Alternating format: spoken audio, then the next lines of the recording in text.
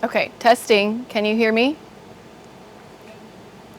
Yep, they can hear me. Can you hear me? Oh, there you are. I know. I have it connected to my car because I'm trying to put gear in, and so I'm going to my house. It's right here. Can you hear them all right? I can hear them okay. Okay, sorry. We'll have to figure out that for next time. I didn't consider that, but Okay, so I can kind of hear you both, but I might need to get Isaac to relay what you're saying to me because the speaker's on his end across from the studio. But I can welcome. hear you fine. Okay, good. Welcome to our new space. Yay! Yay! We're super excited about it. We have one wall up, so we've got at least this back wall so that we can start doing recordings out here, and then we'll get the other two walls up and the ceiling soon. But yeah, we're excited about the progress, and this will be the first time I paint out here, so that'll be fun. That's fun. Yeah. So I hope everyone's, staying somewhat cool. It is hot as blazes here in Georgia. I'm guessing it's probably pretty hot in Tennessee. Is it, Joanna? Yeah, it hasn't been terrible. I mean, for August. Well, that's good. We missed that. I mean, it's still hot though. It's the humidity level here is just Yeah.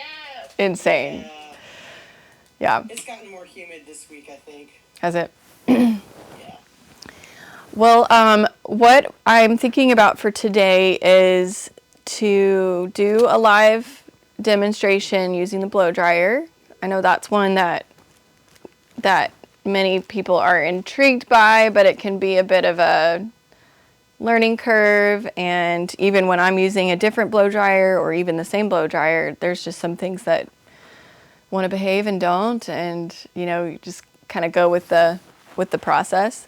But so I thought I would do a demo of a Dutch pour, and then I'll answer questions that you have, if you've got questions for me today. And I also wanted to show you what my spinner looks like, because I know it was you couldn't see it on the last demo because I already had a canvas on it. So I wanted to show you those things as well. So I bought a spinner. You did? I haven't unboxed it yet. Okay. Because I don't have the rest of the stuff. Yeah. And I know I'll get too anxious. I just want to do it. Yeah, it's fun. Like I did a Dutch pour on my turntable the other day because I had it set up, and it is really nice even in that regard to be able to just turn your canvas a little bit, to keep tweaking your painting. The only downside is that you can't really leave it there to dry because it's not balanced. At least mine isn't, but it works really well to give some more mobility to what you're working on. So I think you'll really like it. Ours. Oh, go ahead. I was going to say, I have a potter's wheel, like a little small one. I wonder if that would work. Possibly, but I think with at least the ones I've seen of potter's wheels, you have to use a pedal to move it. The nice thing about the turntable is you just can, tweak it with your hands to move it around a little bit. But if you can unlock the potter's wheel and move it without... Electric. But does it lock if you aren't using the pedal? I don't know. Check. If it doesn't, then that might work. I think it'll be a lot to try to move it with the pedal, though. But, always worth a try. This is mine. Isaac built this out of just some blocks of wood to make it a higher, to raise it. What'd you say? you tilt it so you can see. Yeah. To raise it up. It's like 3 blocks of wood in the middle, and then it's got this longer piece here to stabilize it. And then there's these bars in the middle, and on the inside are some ball bearings and what is it called? Does it have a certain name? It's a Lazy Susan. Like a Lazy Susan attachment? Yeah. So we just ordered this Lazy Susan attachment, and then he just glued that on. So if you want to do it DIY, as an option. We can give you a link to like the Lazy Susan attachment, but it's just a little ball bearings, like 2 circles and the ball bearings in it, that give you the ability to spin. So like what I was saying with this versus a potter's wheel is, I don't know if on the potter's wheel if your wheel is going to lock unless you use your pedal, but like with this you can just kind of like move it a little bit and then move it a little bit more this way. So that gives you, yeah, so that helps so that you can get, like, say I want to do something on this corner, instead of having to lean over, I can just bring it to where I am. So that's pretty nice for depending on what paintings you're doing. If you're doing a tilt, like you're tilting your canvas, then that's a lot harder, because I do definitely recommend attaching, like taping your canvases to your Lazy Susan, because otherwise it'll go flying. So that's that, and then this is the dog bed, a dog bath that I put the Lazy Susan in, and then I put a plastic like drop cloth like this over it, so I don't have paint all in the inside. But it folds up pretty small, especially, like that's pretty good for storage. But then it opens up really large, and so that's helpful if you are wanting to paint and not get splatter everywhere. Whether you're using your turntable and you're spinning your canvas really fast and paint splattering, it keeps it from going anywhere. And then also, like, if you are doing a Dutch pour and you're in your living room and you have carpet or something like that, like this can be really helpful to not get paint all over your floor. It's just a good way to contain it, and then it's really easy to store it. You can also use like a kiddie pool, but those, you'd have to, like, you can't break that down. It's gonna be what it is, size-wise. So those are just some little tips. And this is the dried painting from the, this is the, sorry, the thing's talking to me. This is the dried painting from the demo I did on our last call, which I do like how it turned out. I mean, it definitely is a different, unique style, and it was definitely a playful process for me. But I like the details that it gave, like that it looks like it's splashing. I think that's really fun. And all moves out from the center because of the centrifugal force and all the paint's moving. And then you get these really nice, like, fine details and lines. So that's that. From here, it looks like a dragonfly or like some kind of an insect. Yeah, because of the distance, and looking at it on whatever. I can see that. I mean, it's very nature-esque, and these colors are not colors I usually use at one time, but you can find most of them out in nature, so I could see that. But that's the other thing is, like, of course I do love my aquas and whites, but every once in a while it's fun to just try some different colors, see what you get, like just have some fun with it, and probably not always like what comes from it, but that's part of the process too, and that's part of the letting go of control. So I've really been wanting to incorporate these two colors in particular, burnt sienna and crimson, into some of my paintings, and so that's what was on that one. And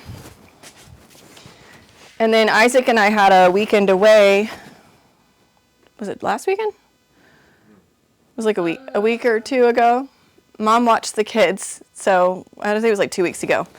But when we got back, we were both like, let's do something creative. So he went and did some sketches, and I was like, I'm just going to go paint to have fun and see what happens and not worry about, like, oh, I like it here, I'm going to stop here, like actually push it further than I normally would.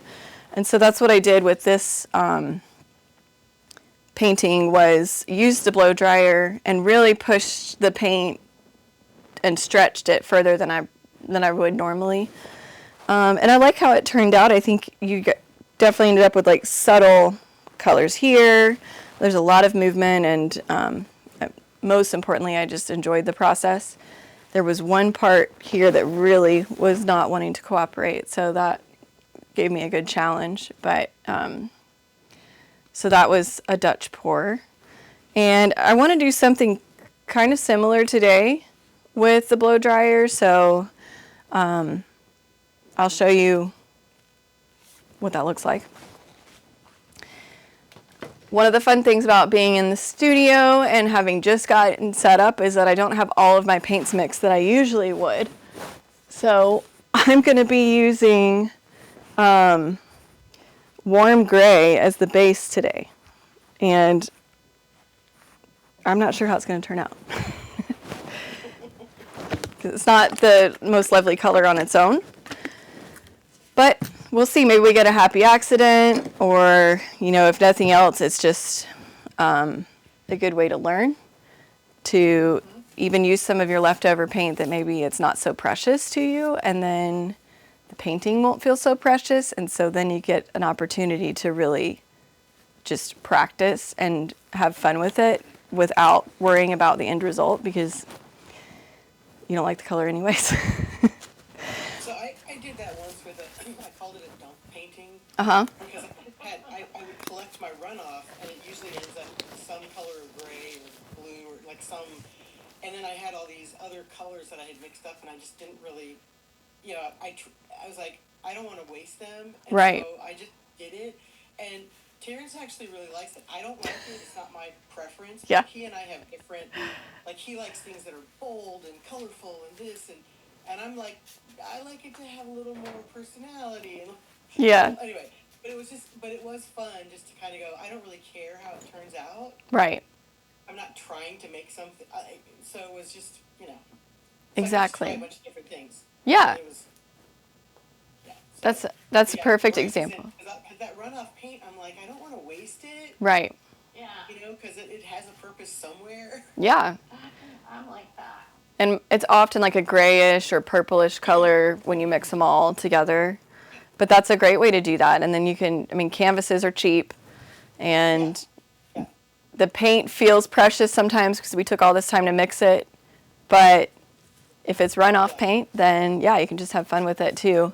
And I find that with Isaac and I as well, where he's like, I really like that one. And I'm like, really? Like, that's not my preference, but that's because everybody's got different, they're looking for different things. We're attracted to different colors. We're attracted to different movements in the piece. So all of those things come into play. And it's really interesting to see that, like, that there's not this cookie cutter, like, everyone's going to like this and we all like this. Like, we're all designed so differently and uniquely that we're drawn to different things.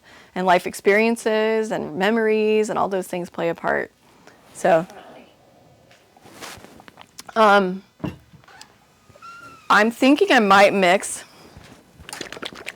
a little bit of like blue into this. And I have a little white. This was swipe white, so I'm pretty sure, yeah, it's just a little like thinner. So we're gonna experiment. We'll put a little bit of the thinner white paint, a little bit of this Payne's gray, and this warm gray into, I think this is actually, is this Payne's gray?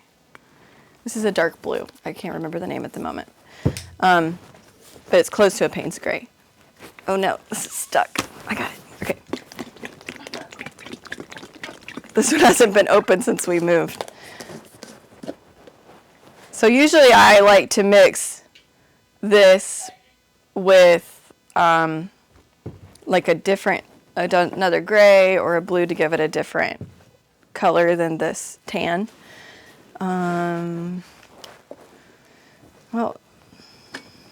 So I'm just going to pour some of it on. I'm going to pour some of the white and some of the blue, and then use the blow dryer to move it around, and we'll see what happens. Okay, give me a second before you do this. I want to add another camera. Okay, Isaac's wanting to add another camera, but I can go ahead and put this on, right? No, hold on just a second. I want them to be able to see. Okay. I'm going to pause. All right, now So- you're going to get a fancy overhead. They ready? Oh, the fancy overhead. Yeah. We've been wanting an overhead camera since There it is. we started, so this is exciting. So you can have a better view of what's going on. So you can see my hand? We're looking at it now. Yep. Yay, okay. And you can see these little fuzzies on here. All right.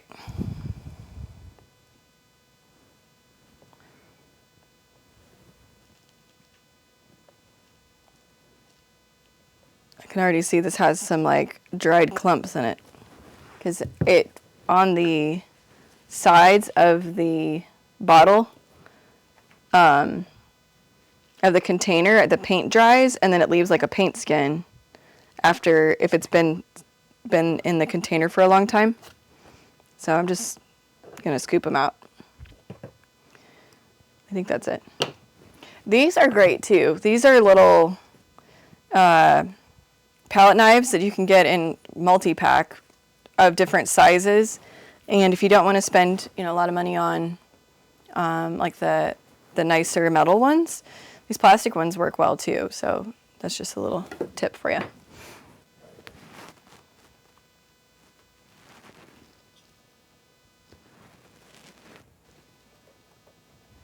Lori, when I first started pour painting, it never occurred to me that I would ever use a palette knife for anything. Right? Now I love them. Yeah. They really help with like adding a little bit here and, moving the paint and adding some little details. It is surprising though, because you realize, oh, I can use all these artistic tools that other people use.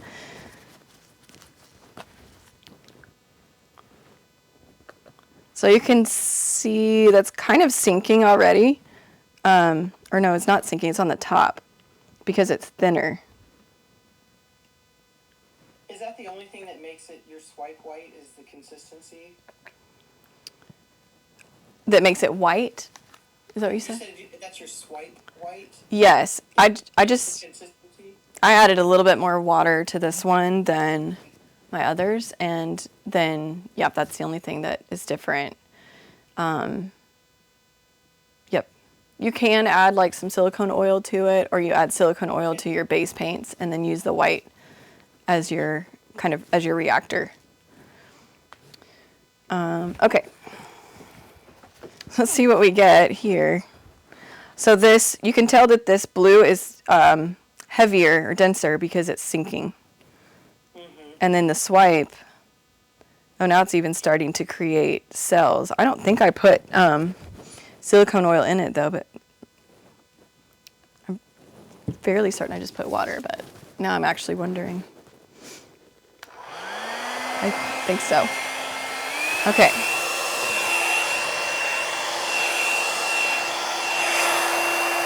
Well, I'm actually going to tilt it.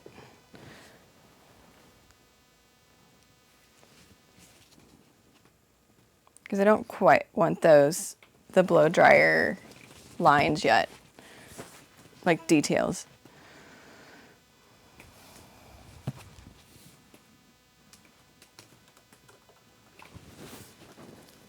We're just playing here, folks. I think in hindsight, I might have actually I didn't have a big cup, but I really would rather have just put it in a big cup and then flipped the cup onto the canvas for my base. And that it would be more subtle, like these white lines would be more subtle and kind of more blended in. But that's okay.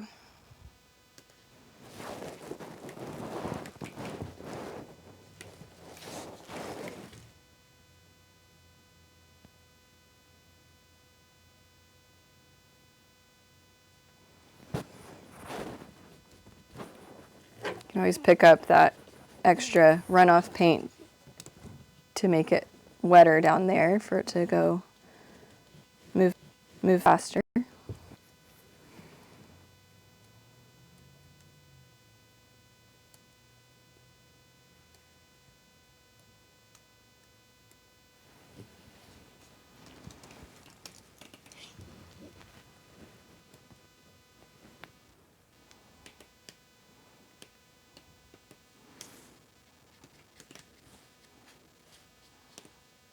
I'm unsure how this is going to go.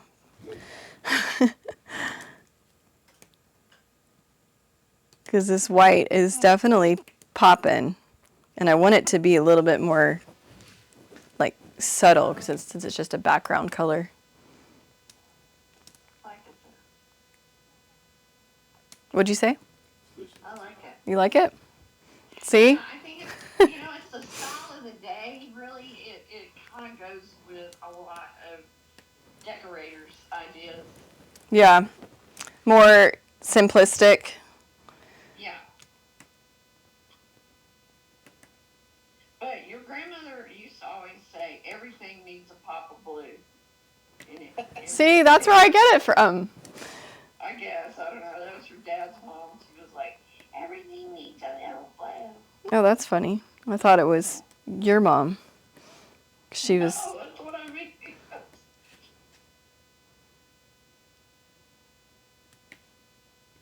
Okay. Well, there's our unique base. If you wanted it to be more subtle, would you ever consider taking like a large palette knife or something and just like, I don't know, Kind of moving it around. throwing it around, like, you know what I mean, like kind of blending it a little bit. I like it. I mean, it's pretty. We could try and see if it. Let's see. I was That's. just curious. I was sitting here thinking, I wonder what would happen if you just, almost like you're swiping but you're not. Mm-hmm. I want to get an afro pick and swipe with it. I do. I have one of those. I got it at the dollar store. That's where I want to get it. Yeah, it's just kind of. I mean, it is kind of blending it. I mean, it might end up just making it all a bunch of gray, so.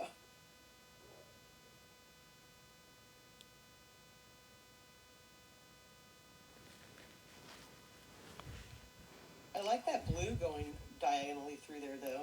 I know. I'm thinking about working with that in some way of.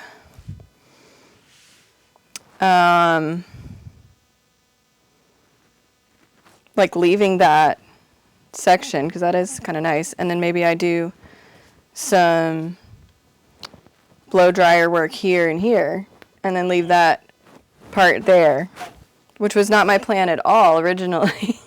Because it's kind of like a river. It is kind of like a river. Just can't help it. Painting rivers. So with this being more subtle, I think I'm going to use similar colors over here with some white and like just keep that white going, but blow it. Actually really does look like a river, doesn't it, with the tan. Streets in the desert. Exactly. Which is where I started. So I love that. That's how it accidentally turned out today.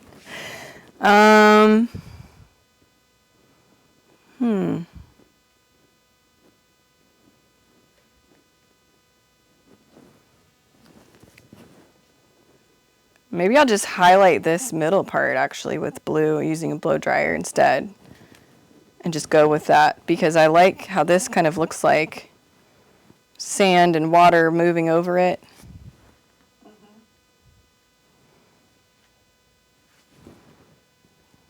Oh, tricky.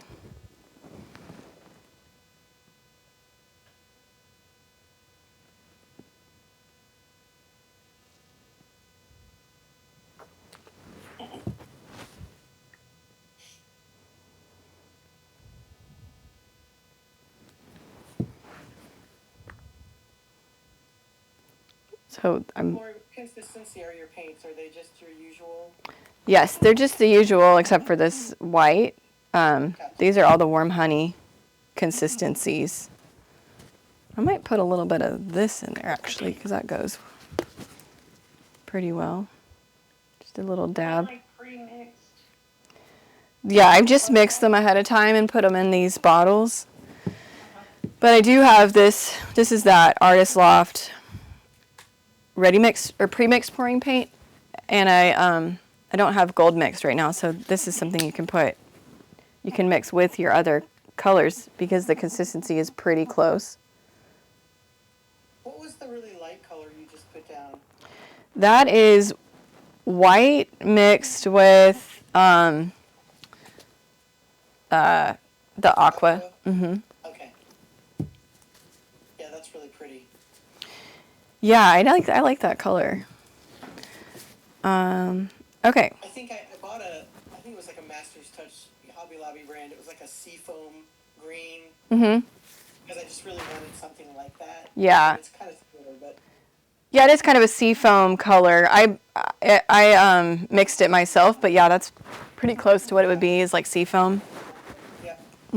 It goes nicely with, doing like a combination of teals and blues. It's a nice like contrasting blue.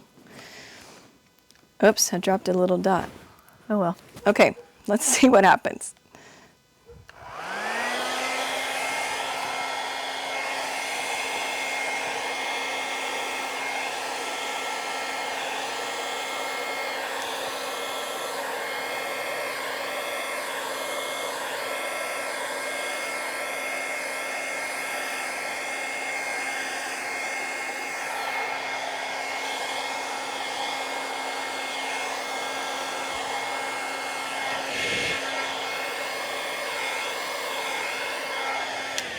That's got it. I must have put silicone in that swipe white because I can see the difference of these little cells popping up.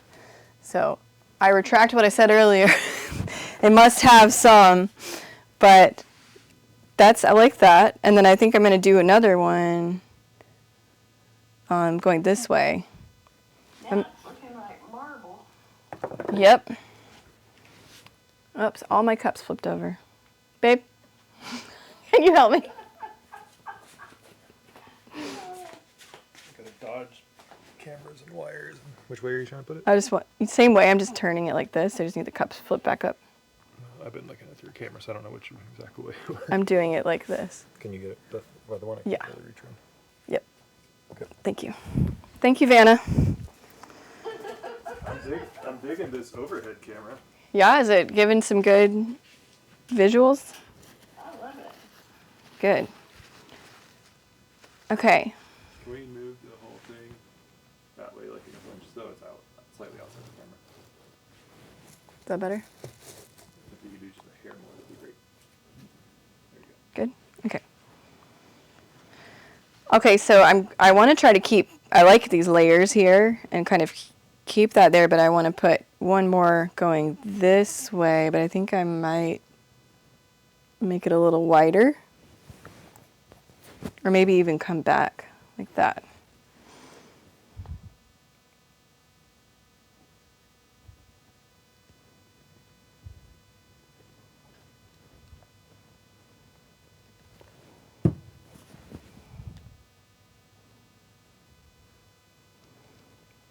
The white just adds a real nice contrast to when you've got darker colors. You can see like that's got some nice contrast. Plus, since it's got silicone oil in it, it's doing all kinds of things right now.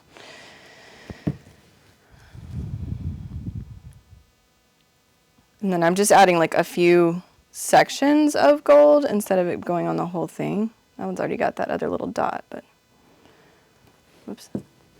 And a little bit more. Oh yeah, and that light blue seafoam color. So you can play with like how you move your blow dryer. If you notice when I'm blow drying, sometimes I'm kind of just like going like this or like that, or you can keep pushing it, and you just kind of get used to your tool when you play with it.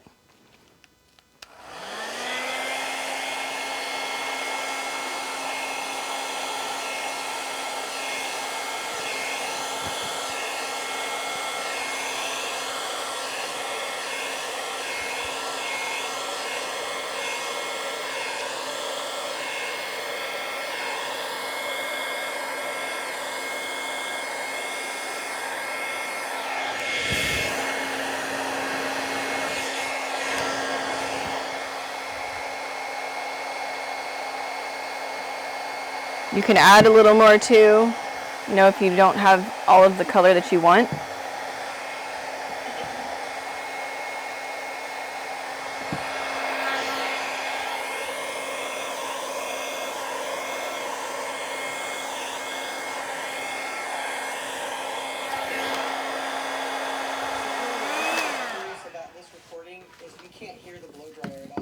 Really? Yeah. Yep. Oh, that's fantastic. That's probably the noise canceling on the new mic. Is it kind of weird to be like? It is weird. I'm like, should we be hearing that? We'll add it in post. Yeah, I didn't even realize at first you were doing the blow dryer because I was watching from my phone, Uh-huh. and usually you can hear. Well, that's funny. We got a new microphone. We have a new fancier microphone. Isaac had some I'm fun. just curious. It was just a curiosity. I mean, it's, Yeah, I think overall that's probably good because you don't really need to hear the blow dryer. So hopefully that makes it a more pleasurable viewing. I just feel like I need a little more dark blue here. yeah. Because I want it to look like it's kind of overflowing in these areas. Yeah. So I want a little bit more.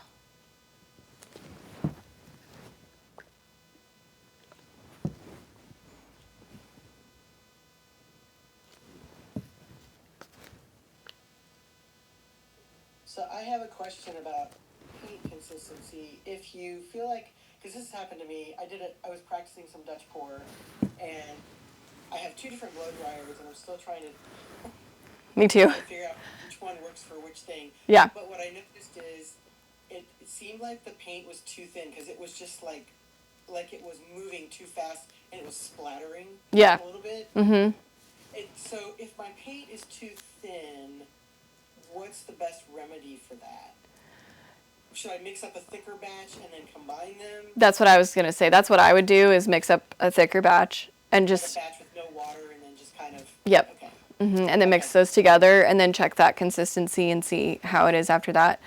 Another thing that can be happening if it's splattering is that you might have too much paint on the canvas, or it might be how you're holding your blow dryer. Because if you hold it Okay.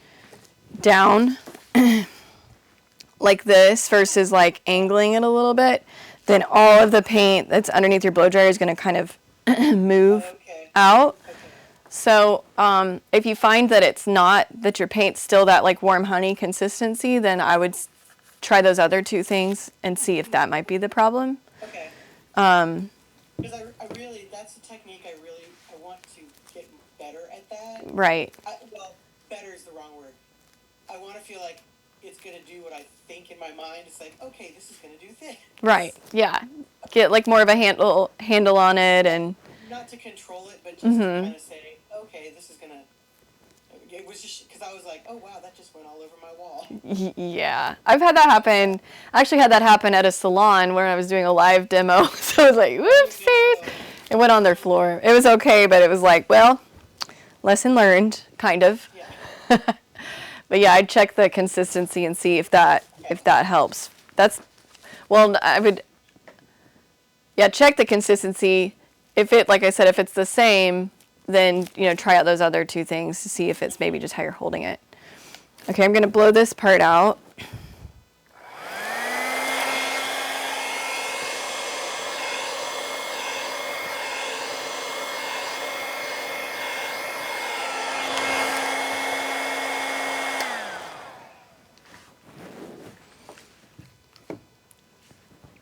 Cool. So I'm just going to do a little bit more tweaking of this because I want to make sure we have time for questions and answers. But what I want to do, I think, is pull in a little bit of this dark blue into some of these areas in the middle so that it looks more cohesive. So I'm just going to put a little bit of blue on the back of my palette knife.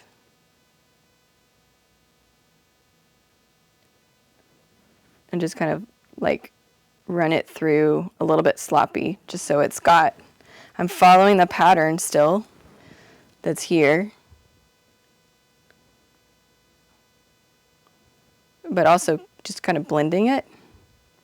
Can you see that okay? Mm-hmm.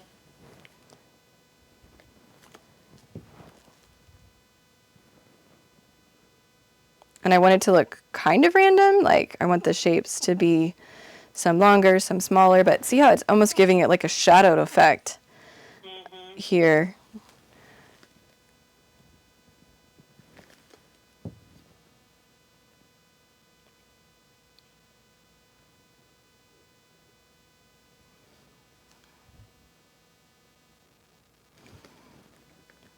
That's what I love about this too, is it's like, oh, look at that. Didn't expect it to give a shadow effect, but I like it.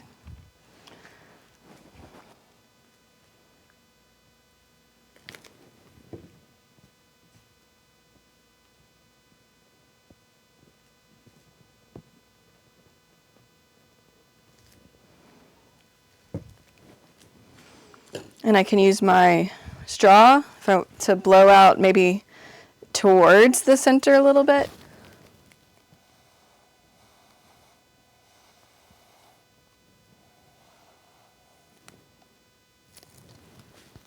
You can just blow on it without a straw, but I have a hard time seeing because I'm so since I'm so close to it and I'm farsighted.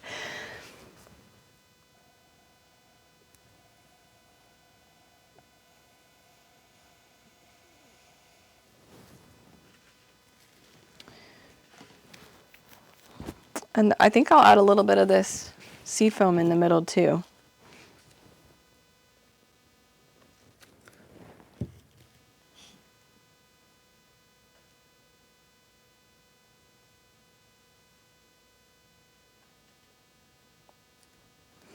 It's a little thicker than I had planned, but let's see if I can.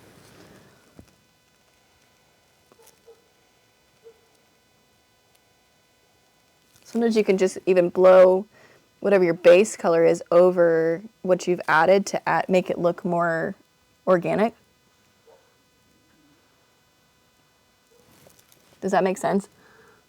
Mm-hmm.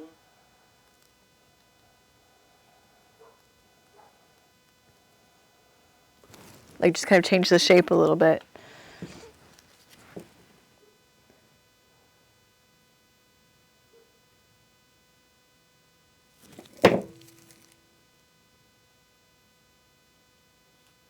I just want it to be more blended. That's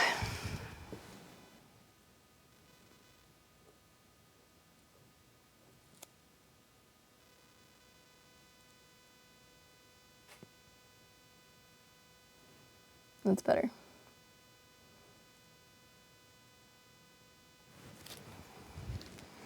I'm going to go lighter on it over in these other areas because it doesn't quite, it's more of like a pop, but it's obviously not blending in the same way that the dark blue does.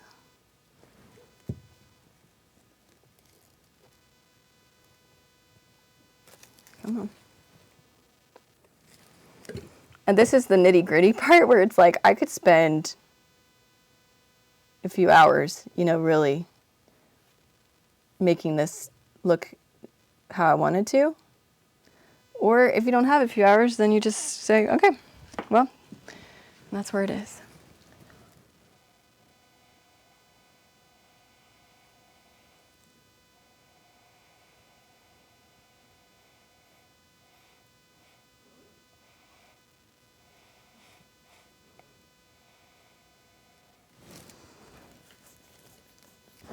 I don't know why my nose always itches when we do these, but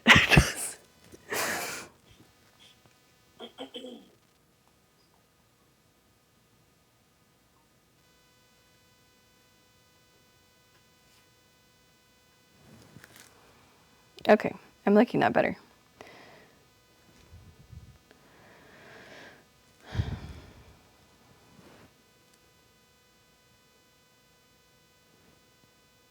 And sometimes it's good to just like walk away from it for a little bit and look at something else for a while, and then you can come back and say like, oh, this is actually, like when we think about our rule of 3 where we want it to be balanced, that especially helps to just walk away and come back and then be like, oh, that's actually like really heavy on this side, or my eye is really being drawn to this little thing right here, like I need to tweak that. What did I just drop on that? Crumb or something. So that is helpful to just, take a break and walk away from it and come back. But I'm liking it.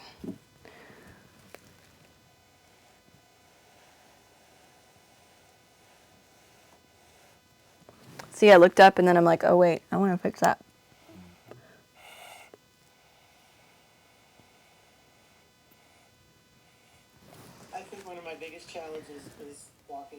I did a painting yesterday. I tried something new that I'm really gonna keep working at, and I took pictures along the way, Yeah. and I had a picture of it, and then I did something, and I came back, and I'm like, oh, what if I do that? And then it just started this, which I really enjoyed what I was doing because I was just getting comfortable with the technique. Yeah. But then I took the second picture, and I'm like, I like the first picture better. Yes, that's the downside of like documenting as you go, is that you might have, there might be a part of you that's like, oh, but I liked that better. But like, Yeah, you know, that's still learning through it is. Yeah, that. I don't. It's not like I'm mad at myself. Yeah. It's like, okay, that's because, and again, what I was experimenting with, I enjoyed it because I had a lot of freedom. I just wasn't thinking. I was just kind of playing, and it was the first of the type of painting that I'd never done before. Uh-huh. So, but I was just like, oh, well. Yeah. And that definitely happens to me too a lot, where it's like, oh, well, how do I move with that new change or try to get it kind of back similar to what it was? Well, I'm Definitely. actually going to use it. Because I do like to practice with drawing. Yeah. And it's not very, because I don't come from an art background, I don't have that in me to just paint,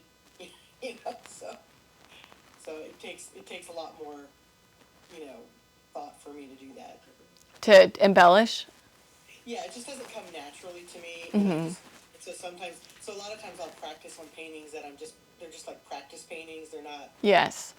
paintings that I think I want to keep. Yeah. But, yeah. That's a great way to do it. That's what I did with embellishing with gold leaf, would find a painting I was like, either a bug flew in it or, there's some other problem with it, which is so common. But yeah, then you can test it out and see what works, and there's not as much pressure. So that's a great way to do it. And even trained artists from the beginning have to do that kind of thing, right, babe? Yeah. Just because you learn all these qualities and techniques and that sort of thing, and you're a trained artist, you sometimes have to find freedom again. Right. To break out of the box because you become so technical and knowledgeable that it cuts into your ability to create.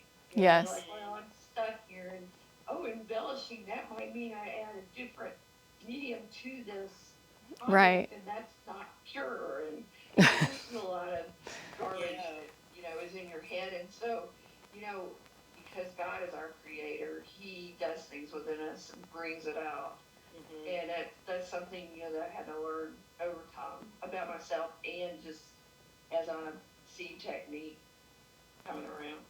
Right. Like this, I've found, especially for trained artists, is really challenging a lot of times because it is so out of the box from what their training has been that it's hard. But it's really helpful because then you do give yourself permission to test things and break the rules and all of that. And there's freedom in it. My problem is creating mud. I take it too far. That was okay. That's what I asked you about on your. I was like, I can show you. Because I've been practicing with these ornaments because I really want to do them, and now that I'm looking at them, they're not as muddy as I thought they were. I'm really critical because I know what I want. Yeah. I get really annoyed. I'm like, why didn't that do what I thought it was going to do? Right. But like this is one that I did, and it's just like I poured the colors, and I'm like, it's just kind of all, but I do like this. So it didn't come all the way down. You see that? Oh, it disconnected. But because there it goes. because the colors are black, gold, and white, it almost looks like it's silver. Mm-hmm. It's got a really cool. I don't know. Yeah. But then you said, "Oh, maybe make your paint thicker," and I was like, "Oh, that makes sense." Like, as soon as you said that, I was like, "Of course that makes sense." And the other thing I did is I used less paint, and I did it slowly. Like I didn't just, I really like, so this is the one that I did, which has a little more, can you see it? Yes. Yeah. That's pretty. But it's still like, I don't know. You have a video on your Instagram Mm-hmm. of pouring these, and I was like, oh, I've never tried those colors.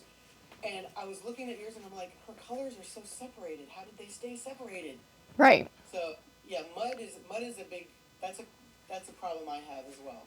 Yeah, I mean, especially if you're pouring on something vertical like that, because the paint's going to be running together, you do run that challenge of muddying, but yeah, the thicker paint just keeps it can adhere better on its way down, and then it's not so likely to mix together. But that's just something that Yeah. you figure out as you go. But it's been fun, and I know I'm way more hard on myself than anybody else would be.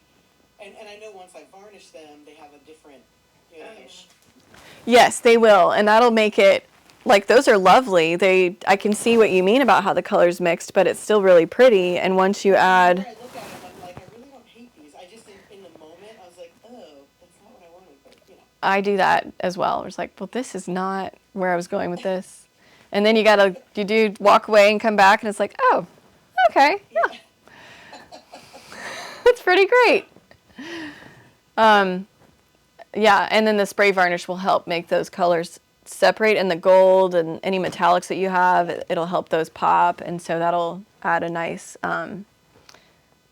it'll help the contrast come out when you add your varnish.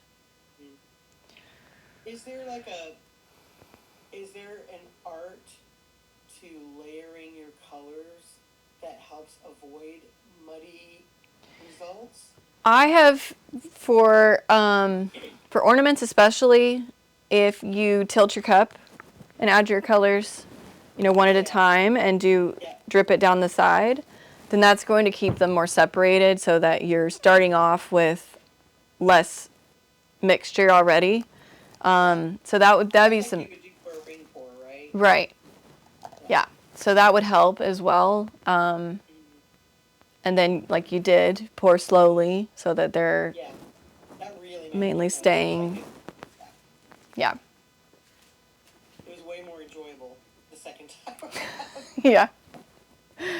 Yeah, and it's fun. Like you can pour on vases, and I've done ceramic pumpkins and. Well, remember you gave me. I forgot when I came by. I picked up that bag of stuff.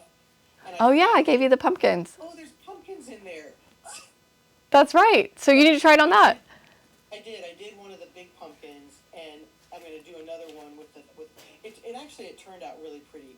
I was kind of, at first I was like, but then I painted the stem gold and varnished it, but I'm like, I really kind of like it. Yeah. But I forgot I had those. I forgot I sent them with you. I thought I sent them with another friend of ours, Beth, who also is an artist, and she came and grabbed a lot of supplies too. But yeah, I'm glad you got them. All their garbage, all of it. Yep, she got some stuff too. We purged a lot on the way here, which I'm glad because we've still got plenty, and a lot of it is in my parents' garage currently, our studio belongings, but they'll be coming out of the garage soon because we've got this almost done. Promises. I'm just going to trade you a few things like the bed. Oh, thank you. Do you have any plans to do any, I guess you can't do them in person for us, but like any online instructional, class type videos or anything? Yes, we do have plans for that. You want to come join over here, babe? I don't think they'll Yes, really we do want it. to see Isaac. Yeah, they haven't seen you today except for your back. Screen around where they can see, where I can see stuff again. Is this showing you when you talked? Was it earlier? No, No. I don't think it is. Yeah, you're talking there. It's not showing. Hold on a second. Let me switch the camera around so we can see. So I can actually make sure I'm on the camera instead of just like standing out of the camera.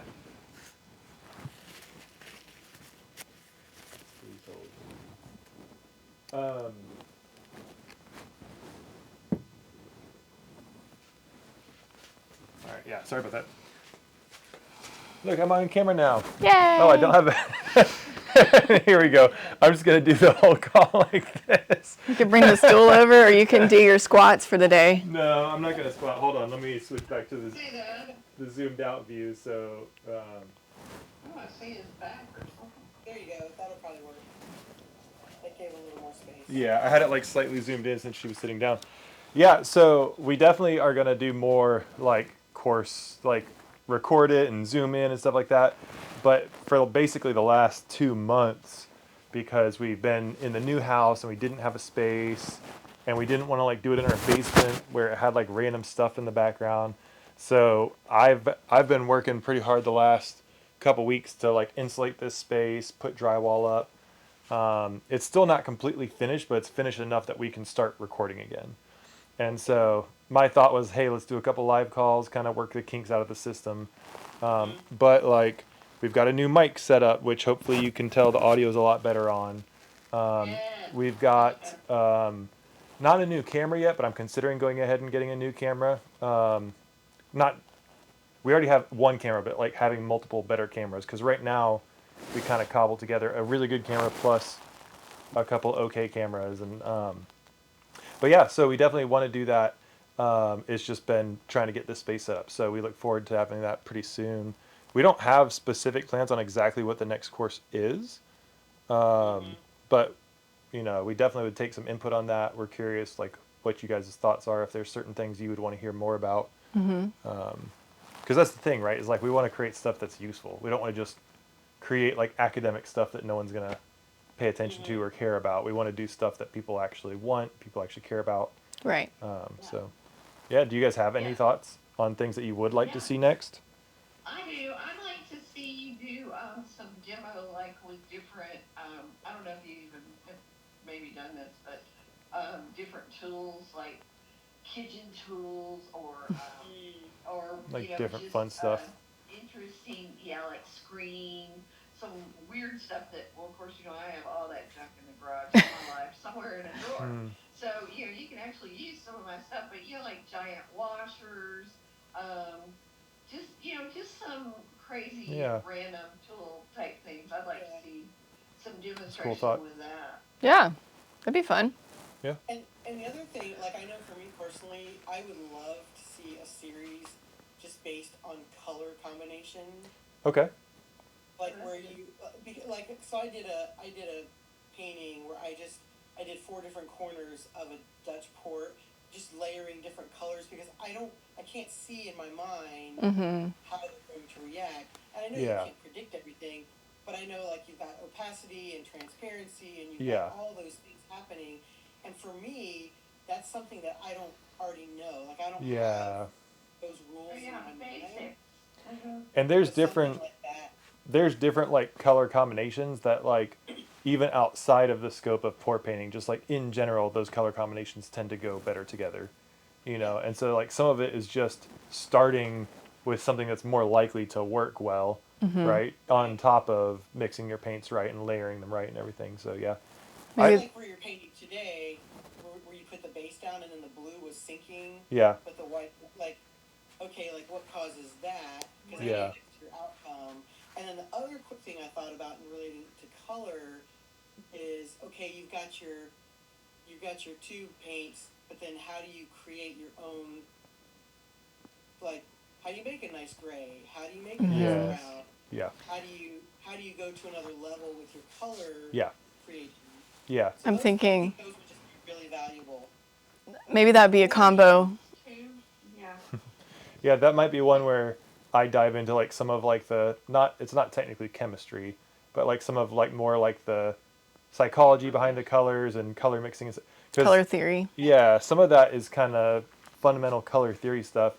And color theory, like, I mean, you could spend hours and hours and hours just on that, but there's also like certain things that matter more that are going to make a bigger difference. And so I'm always a big fan of like focusing on the things that are a small amount of time with a big difference. Yeah.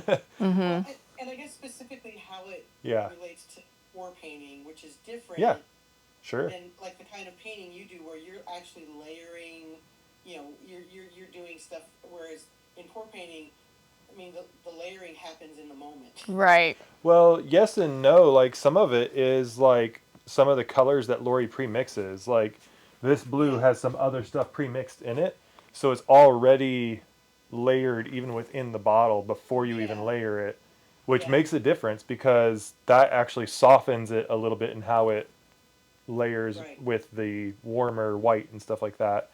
Yeah. And so there's definitely some of that that's part of it as well. Mm-hmm. And that's why it's like it's probably a combo of things. Like part of it is the color theory and the pre-mixing and all that, and then part of it is like the technique of getting it on there and playing around and figuring out how things sync or don't sync. And Right. So I'm thinking we'd probably start off with Isaac doing the color theory and the psychology behind it, like you said, and then yeah, Yeah. bring some of those colors into a demonstration to see what Yeah. they do and how they I react. think, yeah, I just think it would be really valuable. 'Cause Yeah. I can't believe, I know I feel like there's a lot of people who, they love the idea of acrylic like I've loved it. I've never not wanted to keep doing it, Mm-hmm. but I do have peaks and valleys, and I get frustrated. And then what happens is I go, you know what? I'm gonna go through all my colors.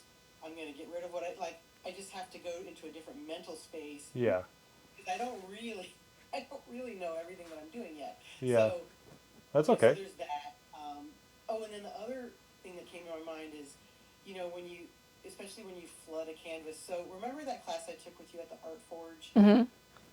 Well, you were playing around with like a white and gold and gray, like a poured background, Right. and I've done that a couple of times, and just on its own, like I like that. I Mm-hmm. don't want to mess with it. So even things like not just defaulting to a white background Yeah, Right. or a black background, or like how does that, just I don't know, just the different playful ways you can change the whole feel of a painting. yeah, Yes.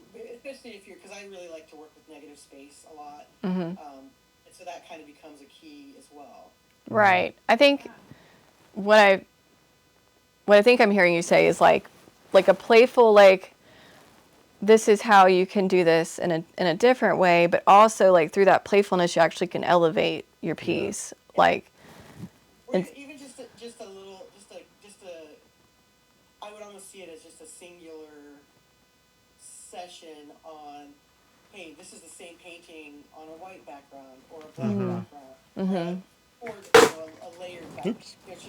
Just so it helps us visually yeah. okay, yeah. try that. Sure. I love that. Makes sense? Yes, like different ideas of this is what you can get if you do it like this versus this. Yeah. I think another thing that might be beneficial is, in regard to Joanna's concerns about pouring on a ball, maybe doing like a study on shapes, okay, this is how we're going to turn how we make a round canvas work. This is how we make, a rectangular. This is what works for a large canvas, and kind of do like a mini, a study on that, and then maybe even incorporate another class on like painting on found objects, whether we need to seal it, Yeah, or if the texture has a tooth, if that's important or not to, the transfer of the paint and the movement of the paint. I think that might be beneficial to some people that are more three-dimensional in their work. Mm-hmm. Yeah, Yeah, that's a good that makes idea. sense. I love that. I love three-dimensional work. So. That's a great suggestion. Yeah, I like that idea. Yeah, And even like the idea of found objects. Like the diptyque and the the 2 and 3, because that was really, we just experimented with that at the Art Forge because you had the extra canvases, but I'm like, oh, I never thought about that, but that's kind of a cool way to expand the whole image of what you're trying to create. Right. So Yes, because yeah, it's along the same lines of like here's your basic painting, like this is how we can do it on one canvas, or we can do it on a different shape, or we can do it on a table, or we can do it on different canvas. So I like that. Can you hear the air conditioner going right now that Isaac just turned on? Just curious. No, they Good, can't 'cause hear it's it. almost 80. It's just getting toasty in here. We turned it off because we were afraid it was going to be too loud. But he's like, Your mic must be a very specific directional mic because it's only picking up your voice. okay, yeah. I mean, it's supposed to be a nicer mic that is going to drown out and cancel the background noise, so that's good. It is 12:06, so we're officially done, but you are welcome to ask any more questions, and I can hang out here for a little bit, and if you've got any other thoughts, questions, anything like that, or you're welcome to leave if you need to go at 12. I have one final question. Okay. The painting that I did yesterday, so I watched, there's a few people that I watched content from, and Can you turn her up a little bit? it's called a Turn swipe her up. tree. I don't know if you know what a swipe tree A is. swipe tree? So basically, you layer your background, and then you put lines of paint down the center, and you swipe out from the center, and then you form a tree. Okay, I have seen the trees, yes, from, Connected with it, and I like what I did, but when I did my swipe, I got way too many cells. Like I lost a lot of my color. okay. So what I'm thinking is my paint was probably a little too thin, Uh-huh. and I'm also thinking I just didn't use enough color because I wasn't sure. I was like, I don't know what I'm doing. Sure. But in general, and I didn't. There was no silicone. Nothing was. Oh, no silicone? Okay. Yeah. So the white was just artist lost white. That was my base. Mm-hmm. And then the colors were whatever the colors were. And I was just surprised at how many cells I had. It was just crazy.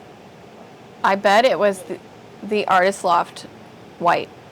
I was wondering if I should switch to a different white. If you're wanting more color to show from a swipe, I would do that because it is there in the fluid painting community. There was sadness because they changed their recipe in like 2021 or something, and it does like eat the color. So in most cases, like in a Dutch pour, I don't mind that because I like that it gives those fine details of, say, I've got like this crimson and it's giving like fine lacing of that. But if you're wanting it to not eat as much color, I would try a different base brand. I mean, I don't hate the result, and I'm going to use it. I'm going to work on some, but I was just so shocked because I had no swipe agent in any of my paint. Right. It almost works as a activator, that white, Artist Loft white. Because basically I was swiping the color over the white. Okay. That's what I was, Yeah. that's what you're Yeah. I So was like, yeah.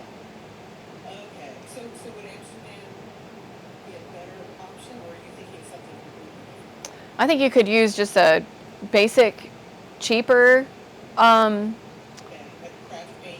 yeah, base paint. I mean, like Blick Art Materials or Michaels or like, just even like a store brand, and see how that works because, Okay. especially with the Artist Loft. Because I'm almost positive that, because I watched 200 people do this technique, and I'm almost positive they all use Artist Loft white. So that's why I was Oh, like, did that turn out? So I'm gonna try it again with the same. I'm gonna try the same exact painting again, but I'm gonna thicken my paint a little bit and then more color. Yeah. And if I still get the similar result, but I was just like, what just happened? yeah. That sounds like a good plan is to try that. Like try more paint, like you're saying, thicken it up. And then if it doesn't work, yeah, try a different base. Okay. Yeah, because I'm looking at it right now. I mean, I kept color in a few areas, but not what I was expecting. So. Yeah. And swipe can be a little tricky like that. It looks so easy, but it really is. It is so hard. Yeah, it does its own thing because it's whatever the chemistry is happening and how much oil you have or how much water. Well, and even like I used so when you buy bulks of canvas, they have that not thick, but that plastic kind of hard plastic sheet. Yes. So I saved Yeah, They make really good swipes. they do. I've used that too. Yeah, so that's what I did. And I like when I did the little tiny area, I just cut a little tiny piece. And Okay. so that was really nice, but I don't do it very often, so I want to practice that technique more. But just how much pressure the whole thing is so, it's just a delicate balance. It is. It is for sure. Yep. But it looks super easy. It is fun. It's fun to see. But just like some of these other techniques, like the Dutch pour, it does take some trial and error and grit to keep trying and figure out what works. Oh, the other thought I had is I had some cloud paint mixed up. I actually thought about putting that down as my base just to see what would happen. Yeah. I don't know. Just, You could try it. because I like the effect that the cloud paint gives. Yes. Like give that kind of hazy sort of, I don't know, it's a really good effect. It does give it a really nice soft effect. So you might, I don't know, I'd be curious to see what happens if you combine that with a swipe. Make sure you post it if you try it. I want to see. I will. Yeah, I will. But I have to run. I have got to be somewhere soon. Okay. Well, I'm glad that you both were able to join us, and we'll be, chatting about your ideas for upcoming demos, and yeah, and we have some plans of like inviting more people to join, and so we'll talk with y'all about that too. If you've got friends that you want to try it, think would want to try it out. So as we keep growing in our studio, we'll keep doing that as well. Yeah. And keep posting about your studio. Okay. Awesome. Well, y'all have a great day, and I'll see you later. Okay, see you later. Okay. Bye. Bye.